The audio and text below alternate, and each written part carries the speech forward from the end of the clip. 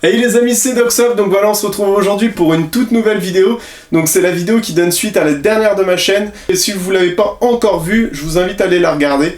Donc voilà, c'était le tuto sur l'installation du Spartan Gen 2 Inferno de chez Wolverine.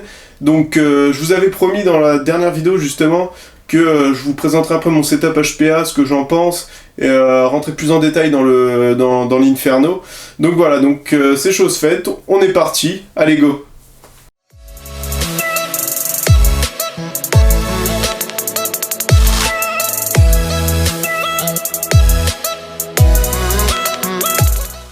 Comme je vous disais, donc là on peut voir mon setup HPA. Donc pour l'instant j'ai que 2 bouteilles. Je pense d'ici quelques semaines, je vais sûrement m'en racheter une ou deux en prévision d'une OP. Mais donc ouais, pour l'instant j'ai 2 bouteilles HPA, donc une Dye et une Shark. Ça suffit largement, hein, je vais pas vous mentir. Pour vous dire à peu près par rapport à la capacité de la bouteille, donc samedi on a drillé avec la team.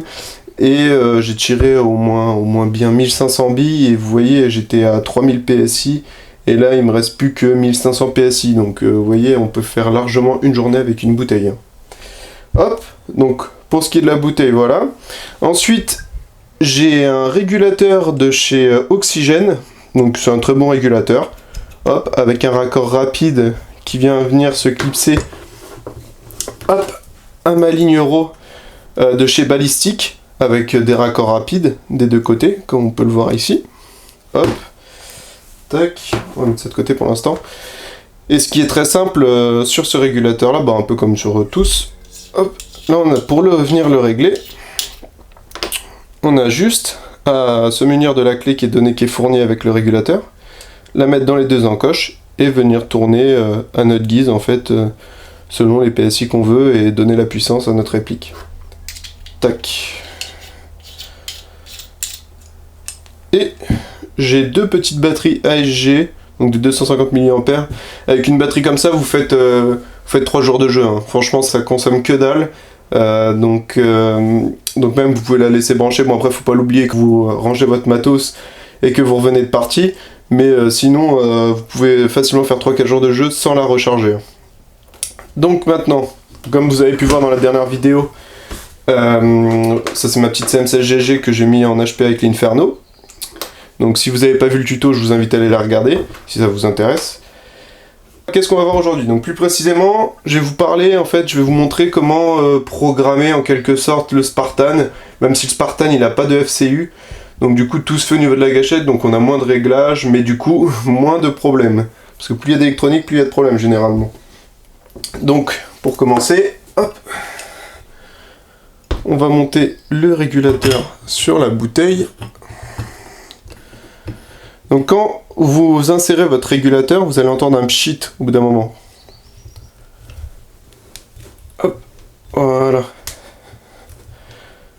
Donc là il est bien vissé, on peut voir. Donc là, le régulateur je l'ai coupé, donc c'est pour ça qu'on n'a pas entendu de pchit en quelque sorte.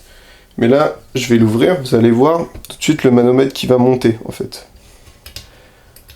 Moi en général, là, vous allez voir. Hop, et voilà, il monte. Donc moi sur cette réplique, je joue aux alentours des 60 PSI quand je suis avec ma config CQB pour taper aux alentours des 320-325 FPS. Et quand je suis en config avec mon canon plus long, en config forêt, je joue aux alentours des 80 PSI pour taper à 390 FPS. Donc voilà, donc ça c'était le petit truc. Donc on va tout de suite passer, hop, à vous montrer comment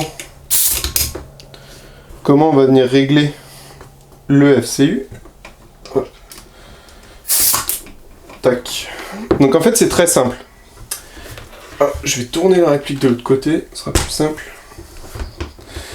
La seule chose qu'il va avoir à faire, ça va être de brancher la batterie en même temps que d'appuyer sur la gâchette. Donc là, pour régler par exemple la cadence de tir, on va se mettre en full, on va rester appuyé, et là, on va venir enclencher la batterie. Tac. Et là, on relâche. Et là, ça va lancer un cycle de 3 tirs en fait, regardez. Et ça va augmenter au fur et à mesure. Vous voyez, ça augmente en fait au fur et à mesure. Et quand vous avez la cadence que vous voulez, que vous désirez, et ben vous relâchez. En fait, il faut se mettre en safe, j'avais oublié ça, débrancher la batterie, et là, la rebrancher. Et là, on va voir, normalement...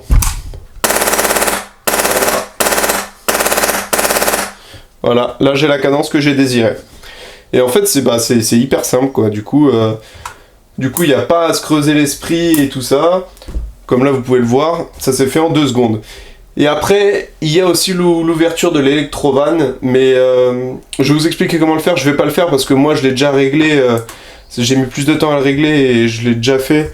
Et du coup, j'ai pas envie de dérégler. Donc en fait, c'est la même chose. Vous allez vous mettre en semi, et en semi, vous allez brancher la batterie. Et là, en restant appuyé sur la gâchette, hein. Et là, en fait, vous allez déclencher faudra être muni d'un chronie. Faudra en fait relâcher la détente, après rester appuyé, et il va lancer des cycles de 1 tir. Donc ça va partir, et en gros, à chaque tir, les FPS vont être au plus haut, et ils vont descendre au fur et à mesure. Et en fait, c'est au niveau de l'ouverture de l'électrovanne. Donc voilà. Après aussi, on peut programmer un burst. Donc pour programmer le burst, il faut rester appuyé.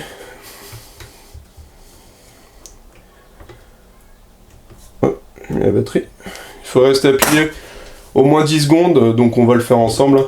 1, 2, 3, 4, 5, 6, 7, 8, 9, 10, 11, 12, 13. Donc voilà. Normalement, et là, normalement, je devrais avoir un burst. Vous voyez? Là, j'ai un burst de 3. Vous voyez? Donc là, si on veut repasser en mode full, on reste appuyé pendant 10 secondes, pareil. Dans le sens inverse, en gros.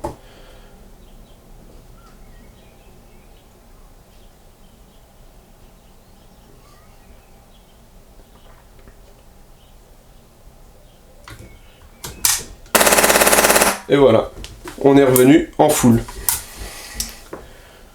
Donc, hop, on va enlever tout ça. En plus de ça, attendez, je vais vous montrer. J'allais oublier ça. Hop. Si jamais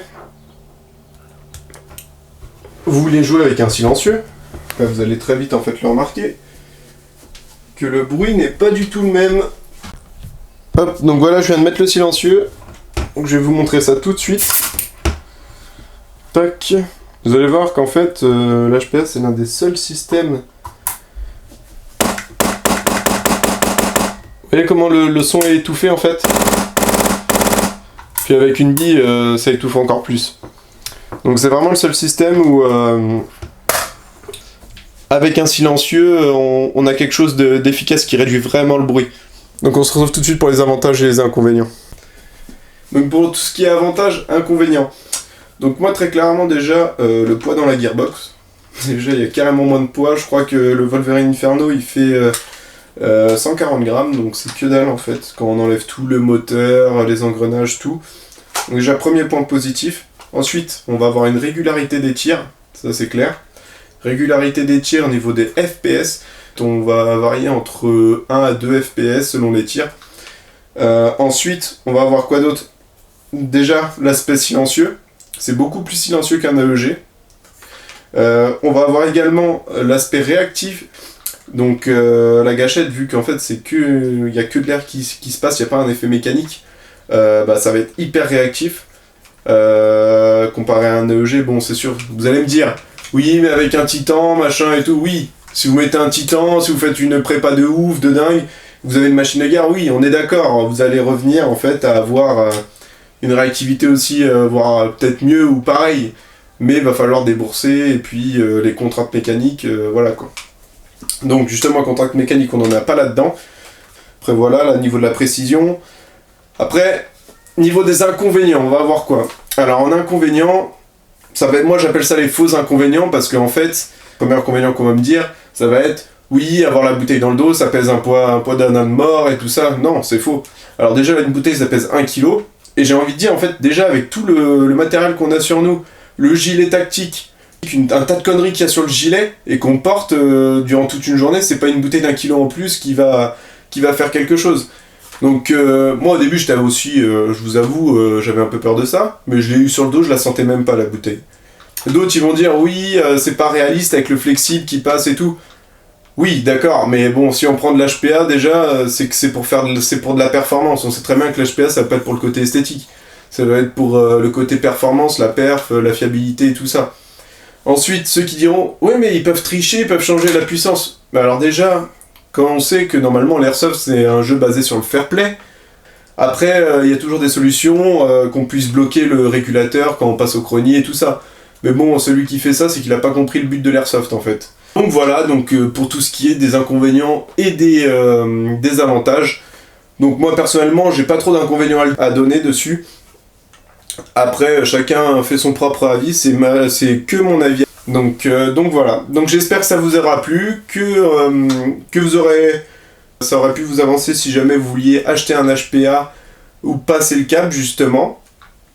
Donc voilà, donc ça, juste petite truc, cet HPA, enfin l'Inferno Gen 2, vous pouvez le retrouver aux alentours des 330 €. Moi je l'ai acheté chez Max de Joule dans le 91. Vous pouvez le retrouver sur site, je vous mettrai dans la description le lien. Si jamais ça vous intéresse. Et puis le kit bouteille plus flexible et régulateur, il y en a pour 130 € à peu près.